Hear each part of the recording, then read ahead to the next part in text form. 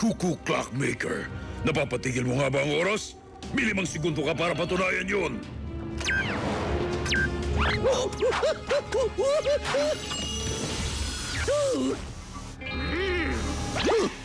Kumana na! At may 2 segundo pa ako natira! Pasensya ka na, Mr. Snuggle Puffin. Mahusay. Gamit ang teknolohiyang to, pahihintuin ko ang oras sa lahat ng pupunta sa napakahalagang pagtitipon ng mga napakahalagang pinuno sa mundo sa St. Moritz.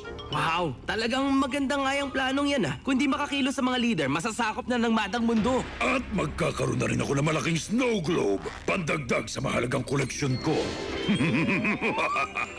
Seryoso ka dun? Ba't ganyan ka tumingin? At dahil hindi mo sineseryoso ang koleksyon ko ng snow globe, bilang parusa, tatanggap ka ng utos mula sa kanya, ang Cuckoo Clockmaker. Ang baliw na yun? Oo, siya. Umalis ka na.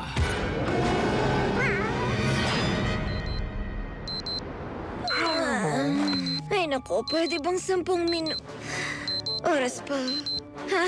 May alarm? May mad agents bang? Nakapasok dito? Ha?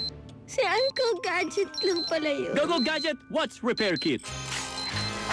Inaayos niya yung retirement porch niya. Na naman. Penny, tumigil yung relo ko. Anong oras na ba? Gadget, handa ka na ba sa bagong mission mo? Pero kakagaling lang namin sa isang misyon, di ba? Hindi ba pwede maghabol lang kami ng tulog kaysa maghabol ng masasamang loob? O kaya, maghabol ng masasamang loob habang natutulog. Hindi natutulog ang hustisya, Penny. Maliban na lang kung sobrang gabi na siyang nakauwi siguro. Anong istorya, Chief?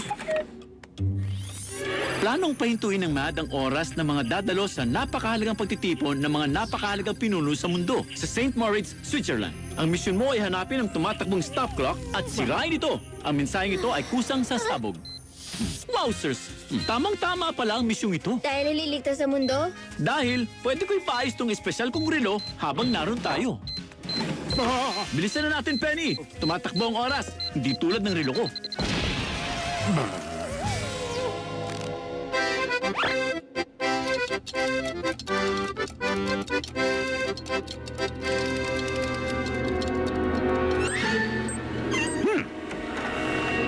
Cuckoo!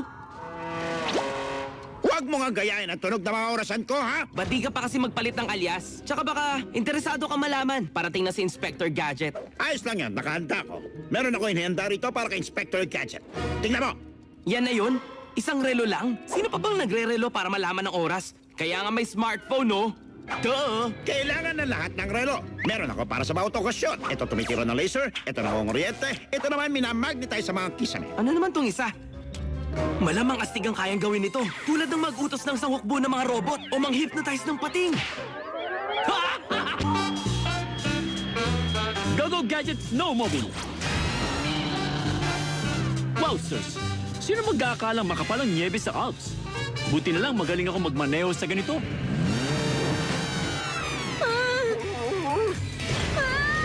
Oh, lumak siguro yun.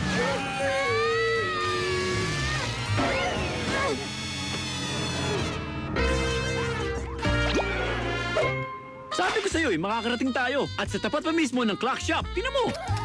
May nasasagap akong tunog ng orasan. Pero hindi ko alam kung stop clock yun o yung clock shop. Sabihin mo ngayon na mabilis ng 5 beses. Hahanapin ko yung tunog. Bantayan mo si Uncle Gadget. Brain! Bawal ang aso sa loob. Alam mo yon kung nakakabasa ka. Diyan ka lang.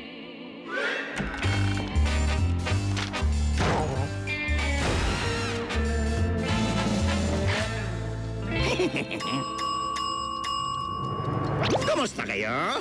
Baka gusto niyong subukan itong aking Dynamite Watch. O hindi, salamat na lang, Gino. Meron na akong relo na gusto kong ipaayos.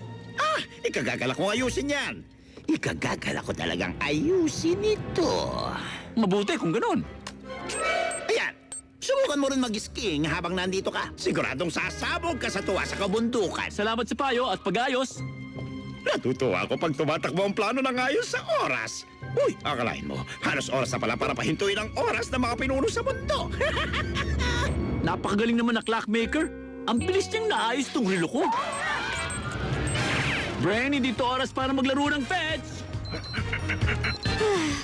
Ba't ba kailangan katunog mo pa yung alarm clock ko? Doon yung napakahalagang pagtitipon ng mga napakahalagang pinuno sa mundo Kaya baka malapit lang doon yung stop clock. Ayun nga!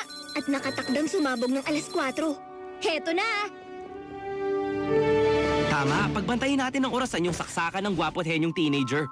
Magagamit niya talaga ron ng math skills niya para namang merong magtatangkang, wow, hello? Aha! Oras ng pahintuin ng orasan. Sayang, walang kalaban. Maganda pa naman yung binitawan kong linya. Ha! Kalaban pala ang gusto mo, ha? Talon? Sino pa nga ba? Pasensya ka, hindi ko hayaang sirain mo ang plano ng uncle ko. Gawing malaking snow globe ang St. Moritz para idagdag sa mahalaga niyang koleksyon. Di ba dapat gawing yelo ang mga tao sa napakahalagang pagtitipon ng mga napakahalagang pinuno sa mundo para maghari ang math?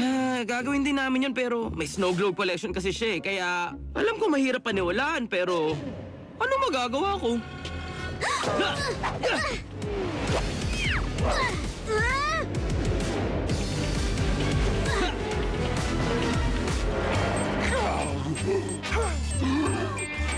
Bad Brain, huwag mong gawing literal yung lumilipad ang oras. Naku po, nagsasnowboarding naman ngayon bitbit ang relo ko. Gago Gadget Doglish. Wowzers! Woy! Hay! Sino ditong di nakapag-beauty rest? Hindi. Nakakaanto ka lang kalaban. Ha? Woy!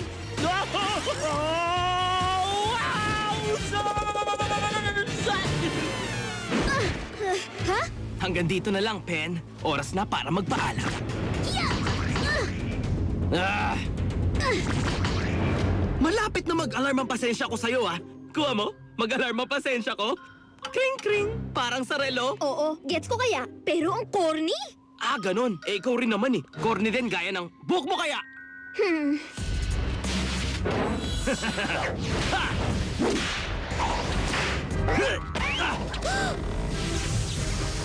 Hoy, Talon! Bakit? Takot ka bang matalo kita, ha? Hindi. Nag-aalala akong magalaw mo yung pampasabog.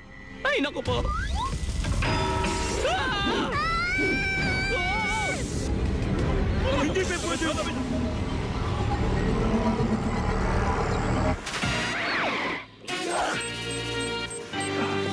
Huli ka!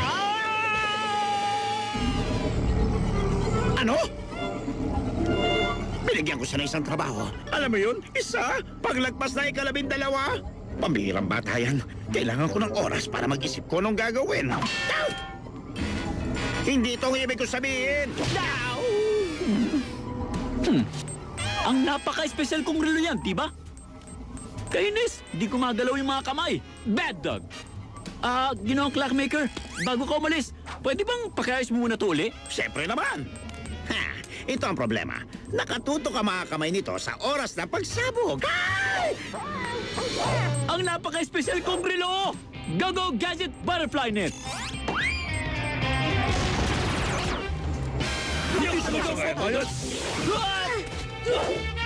Hindi naman pala masakit. Uncle Gadget, umabot ka sa oras. Oops! Buti na lang meron tayong clockmaker dito.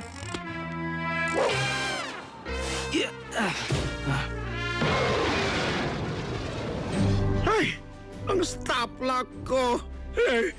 Nasira na siya ng tuluyan. Hindi pare. Marami ka namang libreng oras magmula ngayon. Sa kulungan. Binabati ko kayo. Nailigtas niyo ang mga pinuno ng mundo at nagpaabot sila ng lubos na pasasalamat. Mukhang makakatulog ka na ng mahaba-haba, Penny. Sa wakas. Pagkatapos ng susunod na misyon, at yung kasunod doon, at yung kasunod pa nun, at Ang napaka-espesyal na retirement watch ko. Uncle Gadget, gumagana na siya ulit. Aba siyempre, inayos siya ng mabait na clockmaker kanina.